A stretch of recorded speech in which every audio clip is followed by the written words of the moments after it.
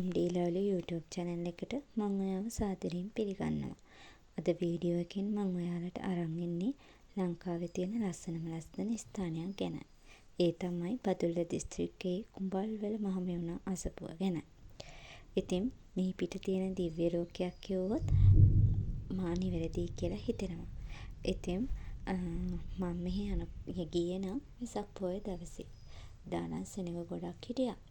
ඉතින් මේ මහමෙවුනා අසපුවට යන්න මාර්ග දෙකක් තියෙනවා. එකක් ප්‍රධාන මාර්ගය. ඒ මාර්ගයේ බස් තුනක් වැඩ කරන බව කිව්වා. හැබැයි එදා උඩ වාහන ගිහිල්ලා ට්‍රැෆික් එක නිසා එදා නම් බස් තුන වැඩ කරේ නැහැ. පස්සේ වැඩ කරන්නේ නැති අපි යන වෙලාව වැඩ කරේ නැහැ. ඉතින් අපි කෙටි මාර්ගය කියන්නේ අර මාර්ගය කිලෝමීටර් 6ක් විතර තියෙනවා කියලා කිව්ව හින්දා කෙටි මාර්ගයක් තියෙනවා කිව්වා කිලෝමීටර් එකමාරක් විතර. ඉතින් අපි කෙටි මාර්ගේ තමයි ගියේ. ගොඩක් දුෂ්කර ගමනක් වුණා. කෙටි මාර්ගයේ උනත් කඳු හෙල් අතරින් තියෙන හින්දා ඒ ගමන දුෂ්කර වුණා. ඊට පස්සේ මේ වීඩියෝ එකේ තියෙන විදිහට ඔය ප්‍රධාන මාර්ගය සහ අතුරු මාර්ගය දෙකම සම්බන්ධ වෙන තැනට තමයි මේ අපි ආවේ. ඊට පස්සේ අපි ඉතින් ඉක්මනින් මේ මහමෙවුනා අසපුව බලන්න ගියා.